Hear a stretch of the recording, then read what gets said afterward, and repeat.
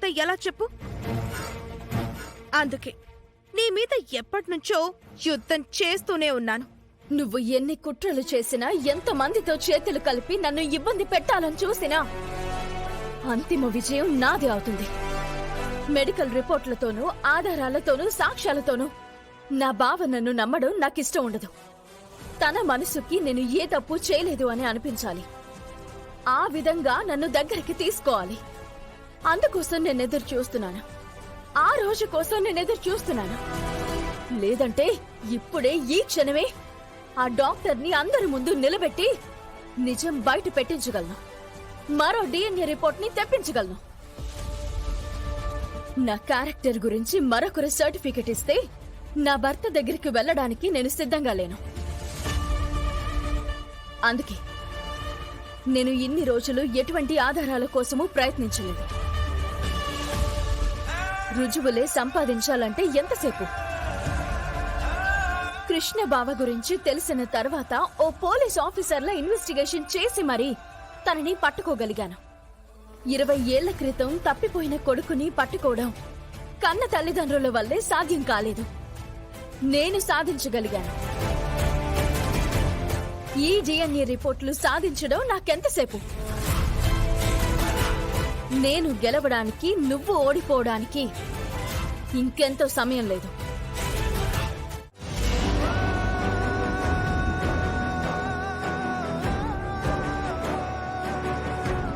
జై జగన్మాత. ప్రయత్నం నా వంతు, ఫలితం చూపించడం నీ వంతు.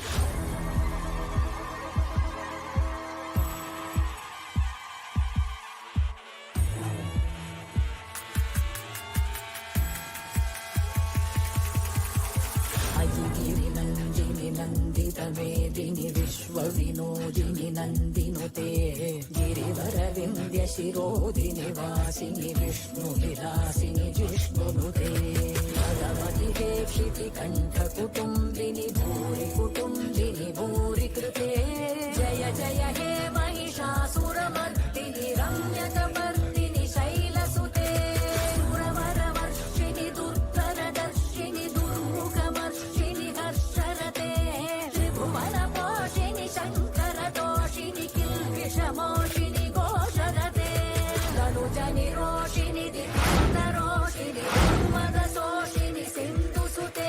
ఇప్పుడు నేను చెప్పబోయేది అందరూ జాగ్రత్తగా వినండి. ఇక్కడున్న ఆడపిల్లలు, అమ్మాయిలు, ఆడవారు ఒక్కొక్కరిగా వచ్చి ఈ వృత్తంలో నిలబడాలి. ఎవరికైతే వేదవతి గారిలాంటి జాతకం ఉంటుందో వారిక్కడ నిలబడినప్పుడు ఈ హోమం నుంచి మంట నిలువెత్తుగా ఎగిసిపడుతుంది.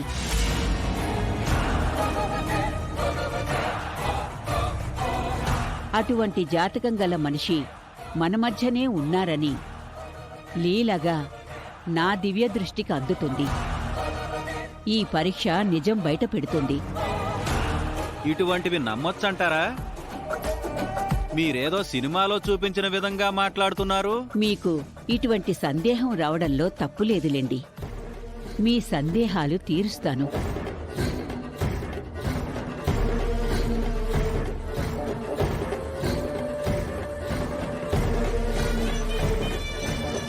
నిహారిక, ముందుగా నువ్వొచ్చి నిలబడమ్మా.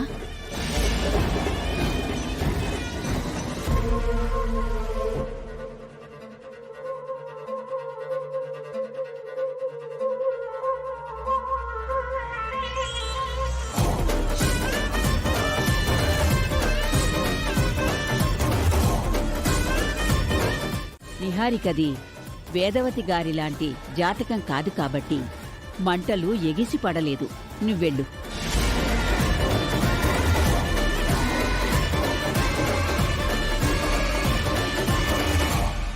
వేదవతి గారు, ఇప్పుడు మీరొచ్చి నిలబడండి.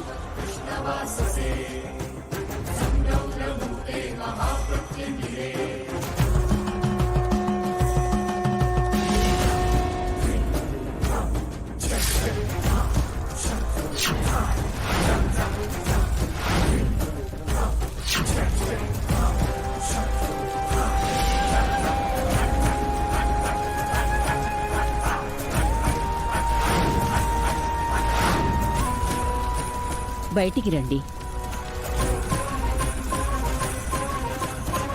జాతక ప్రభావం ఎలా ఉందో ఇప్పుడైనా నమ్ముతారా?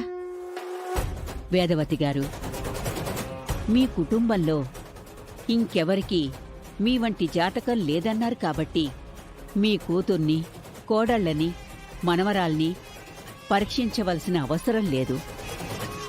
కాలనీ వాళ్ళని పరీక్షిస్తాను. ఒక్కొక్కరిగా ఇలా రండమ్మా.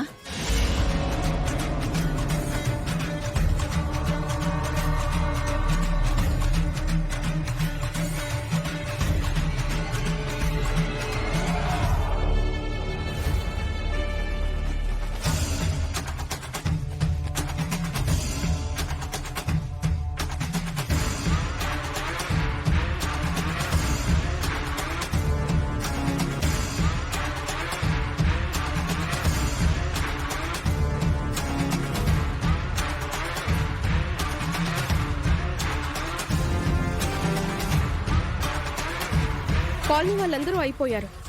ఇక మా ఇంట్లో ఉంటున్నా ఈ అర్చన మాత్రమే మిగిలింది.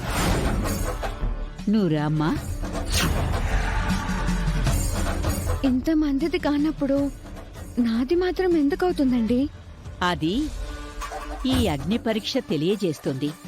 నువ్వు రామ్మా. ఏంటే పిలుస్తుంటే రావేంటి?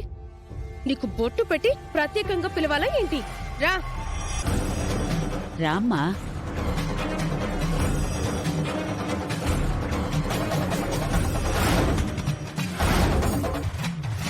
భవానీ,